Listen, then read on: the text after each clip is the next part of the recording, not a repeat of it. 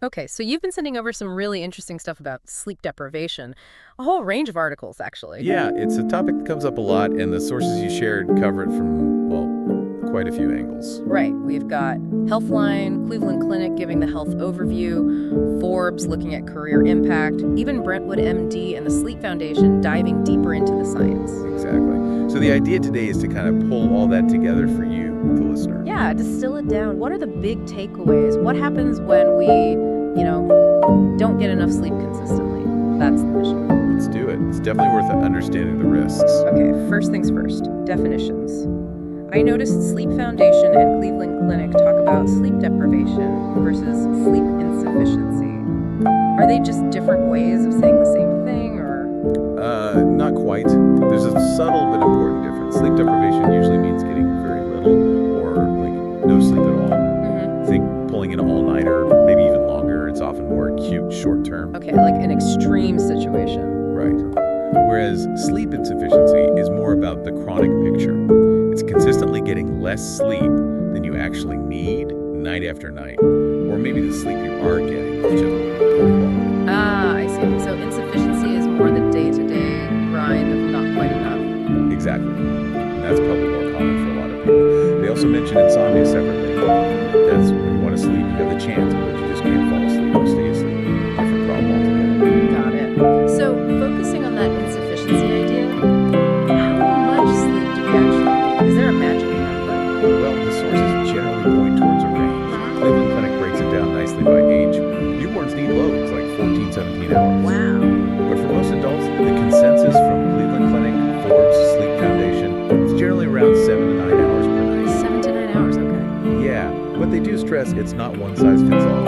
Some people genuinely function fine on a bit less, maybe closer to 7, while others might really need the full 9, or maybe even slightly more to feel their absolute best. It's about finding your personal sweet spot.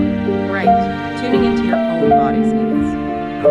Okay, so we know what it is, roughly how much we need. Now, the scary part. What actually happens when we don't get enough? Let's start short term. Healthline and Cleveland Clinic talk about just 24 hours. Yeah, and it's pretty striking. After just 24 hours awake, they compare the level of impairment to having a blood alcohol content of 0.10%. 0.10. That's over the legal driving limit pretty much everywhere. Exactly. So your focus, your performance, it takes a serious hit. You get that daytime sleepiness, the mental fog. You might feel cranky, short-tempered. Trouble concentrating. Definitely.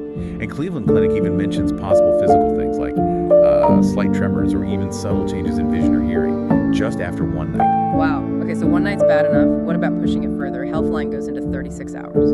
Right. At 36 hours, your body's stress response really ramps up. Right. Cortisol, the main stress hormone levels, spike. And that can mess with other hormones too, affecting your mood, appetite, even body temperature. You might not be taking in as much oxygen efficiently, cognitively. Memory gets patchy, energy levels tank, attention span shrinks. So decision-making gets harder. Much harder. Reasoning, making good calls, it all declines. Even just speaking clearly can become difficult. Your brain is really starting to struggle. Okay, this is escalating quickly. 2 full days, then 48 hours without sleep. What's happening? Well, all those effects we just mentioned, they generally get worse. More irritability, deeper fatigue. But a couple of key things stand out at 48 hours. Like what? Your immune system takes a big hit. Both Healthline and Cleveland Clinic highlight this. Your ability to fight off illness is significantly weakened. So you're much more likely to get sick. Yep. And the other really concerning thing is microsleeps.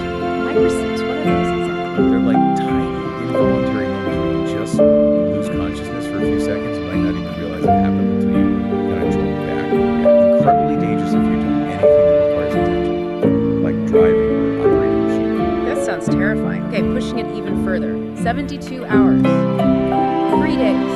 This sounds like it gets really serious. It does. By 72 hours, you're looking at extreme exhaustion. Focusing on anything is incredibly difficult. Physically, maybe a rapid heart rate. Mentally, mood regulation can go haywire, higher risk for depression, anxiety, even paranoia. Paranoia. Yeah, and this is where perception of reality can start to warp. Healthline talks about illusions, maybe even hallucinations, seeing or hearing things that aren't there. Hallucinations, seriously. Seriously. They even mention something called the hat phenomenon, feeling pressure around your head. You might start believing things that just aren't true. Your brain's connection to reality starts getting shaky. That hat phenomenon is bizarre. It really shows how deeply sleep affects the brain. And does it get even worse beyond 72 hours? Yeah. Healthline warns that going beyond 72 hours is severely dangerous territory. Hallucinations, paranoia can intensify. There's a real risk of psychosis, basically, a break from reality.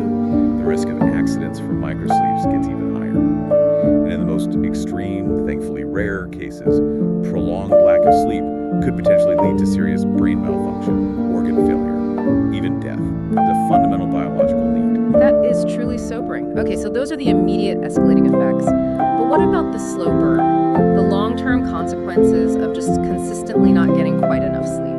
Multiple sources hit on this health line. Forbes, Brentwood MD, Cleveland Clinic, Sleep Foundation. Absolutely. And this is what affects a lot more people day to day. Chronic sleep insufficiency acts like a constant stressor on your body. It significantly increases your risk for a whole host of major health problems. Like what specifically? Cardiovascular issues are big ones. Increased risk of heart attacks, stroke, high blood pressure, hypertension, also high cholesterol, hyperlipidemia. Metabolic problems too, like type 2 diabetes and obesity. Your immune system is generally weaker, so you might get sick more often. And it's not just physical, right? Mental health too. Definitely. It can worsen symptoms of anxiety, depression. Lots of people report lower sex drive as well. And Forbes adds some interesting points that chronic cortisol elevation can actually make your skin look older. And for men, it might lower testosterone and sperm count. Wow, okay. I expect the same. Yeah, and Forbes also talks about metabolism. Sleep loss messes with ghrelin and leptin. Those are the hormones controlling your so you tend to feel hungrier, and your body isn't as good at burning calories. It's a double whammy for weight gain. So it really creates a vicious cycle. Feel hungrier, burn less. And I think some sources mention links to cognitive decline long-term Alzheimer's. Yes, that's a serious concern raised by Cleveland Clinic and others. Potential long-term issues with reasoning, speech, and yeah, that potential link to neurodegenerative diseases like Alzheimer's is being actively researched.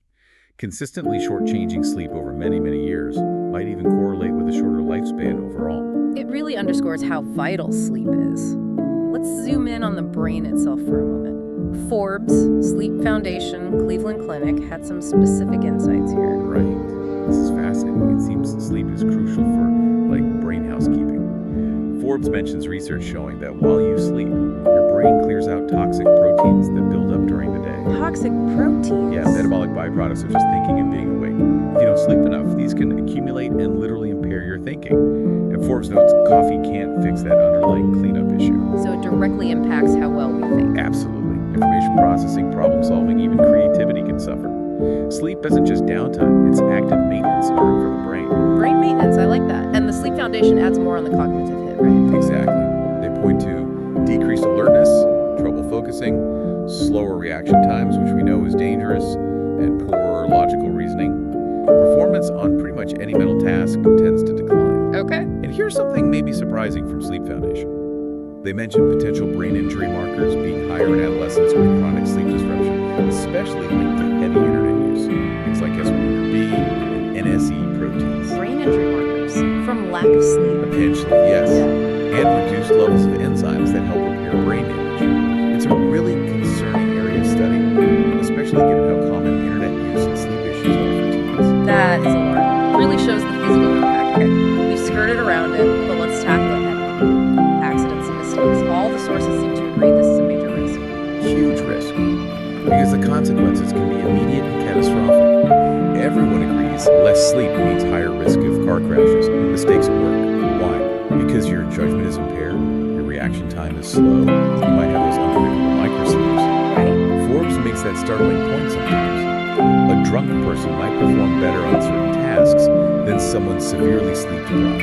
It really highlights the level of impairment. That's a powerful comparison. And Brentwood MD shares the heartbreaking stories of drivers falling asleep. It's a very real danger. Sobering stuff. Now, we focused heavily on too little sleep, but Healthline did briefly mention, can you get too much sleep? Is that a thing? It's a good point to touch on, yeah. Balance seems key.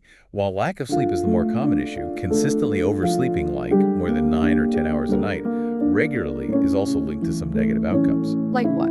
Healthline mentions potential cognitive issues, feeling drowsy during the day despite sleeping a lot, low energy, headaches, even increased risk of depression, obesity, high blood pressure, type 2 diabetes. Similar risks, interestingly. Huh. So it's really about finding that sweet spot, that 7 to 9 hour range for most adults. Pretty much. Oversleeping might also sometimes be a symptom of an underlying issue, rather than the cause itself. Okay, good to know. Right, after all that doom and gloom about the dangers, let's shift to solutions. What can you, our listener, actually do to sleep better? Loads of advice from Healthline, Forbes, Brentwood MD, Sleep Foundation. Yes, the practical stuff. And the number one thing echoed across the board is consistency. Consistency. Yeah, try to go to bed and wake up around the same time every day. Yes, even on weekends. Oh, weekends too. Yeah, I know, it's tough. But that regularity really helps set your body's internal clock, your circadian rhythm. Forbes specifically warns against binge sleeping. On Saturday and Sunday, it can actually throw your rhythm off more for the week ahead. Okay, consistency. What else? The bedroom environment. Crucial. Make your bedroom a sleep haven. Think dark, cool, quiet. A comfy mattress and pillows obviously help. Healthline suggests really only using the bedroom for sleep and intimacy. Helps your brain associate that space purely with rest. Blackout curtains if light leaks in, maybe earplugs or a white noise machine if noise is an issue. Makes sense. And what about the wind down period before bed? That seems important too. Very important. You need to signal to your body and brain that it's time to switch gears. So in the hour or so before bed, definitely avoid screens. The blue light issue. Exactly. Phones, tablets, computers. That blue light suppresses melatonin, the sleep hormone. Forbes and the Sleep Foundation really stress this. Also, avoid work right before bed. Keeps the mind racing. Okay, no work emails in bed. Please don't. Brentwood MD suggests relaxing activities. Reading a real book, maybe some calm music, a warm bath. Cleveland Clinic also just says limit bright lights and electronics generally. What about exercise and diet? How do they fit in? Both play a big role. Regular exercise is great for sleep. Most sources mention this. Just try not to do super intense workouts too close to bedtime, as that can be stimulating. Diet-wise, the big things are avoiding caffeine late in the day. Forbes mentions its long half-life, so even an afternoon coffee can interfere. And also avoiding alcohol and heavy meals close to bed. They can all disrupt sleep quality. Okay, caffeine, alcohol, big meals. Noted. Forbes mentioned mindfulness or meditation. Yeah, that can be really helpful for some people. Yeah. Practices like mindfulness can help quiet the mind, reduce the time it takes to fall asleep, and just generally improve sleep quality. Worth exploring if you struggle with racing thoughts. What's the verdict on naps? Good or bad? It depends. Short naps, like under 30 minutes earlier in the afternoon, they can be beneficial, especially if you're a bit sleep deprived. Gives you a little boost. Okay. But long naps or napping too late in the day, that can mess with your nighttime sleep. So keep them short and early if you do nap. Got it. And sleeping pills. Forbes seemed wary. Yeah, generally advised against for regular use. They might help you fall asleep, but they can disrupt the natural sleep architecture, those different stages of sleep, and interfere with that brain cleanup process we talked about. Not a good long-term fix. Alcohol is a sleep aid, falls into that category too. Right. And Forbes also mentioned just trying to minimize interruptions. Right. And figuring out your own personal sleep. Exactly. Bedroom quiet, dark, maybe silence the phone. And yeah, pay attention to how you feel. Experiment a bit. You feel best after 7 hours. 8.5. Finding your optimal amount is key for peak performance and well-being. This has been incredibly useful. So much practical advice there. But when does someone cross the line from I should try these tips to I need to see a doctor? When should you seek professional help? That's a really crucial question. Basically, if sleep problems are persistent, you're constantly struggling to get enough sleep, or you feel exhausted even after what seems like enough sleep, it's time to talk to a healthcare professional. Also, if you have symptoms suggesting a sleep disorder, like loud snoring, with pauses in breathing, which could be sleep apnea, definitely get that checked out. And, if you genuinely tried these self-help strategies, you've worked on your sleep hygiene, and things still aren't improving, that's another clear sign to seek expert help. And remember what Cleveland Clinic said.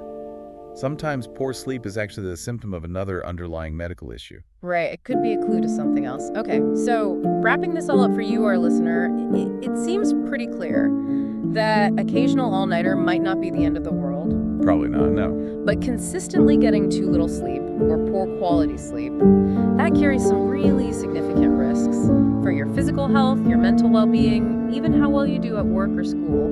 The sources really paint a consistent picture there. They really do. But the good news, the empowering part, is that there are concrete things you can do. Prioritizing sleep hygiene, making lifestyle changes that support good sleep. It's a direct investment in your health and happiness. These tips aren't just random suggestions. They're based on what we know helps. Absolutely. So thinking about everything we've covered, the impact on mood, memory, long-term health, decision-making, it touches almost everything. Here's a final thought for you. What's one small, manageable change you could actually make, maybe starting tonight, to invest more intentionally in getting a good night's rest? Yeah, just one small step. Maybe it's putting the phone away 30 minutes earlier. Maybe it's cutting out that late afternoon coffee. Whatever resonated most from our deep dive today, it's worth thinking about.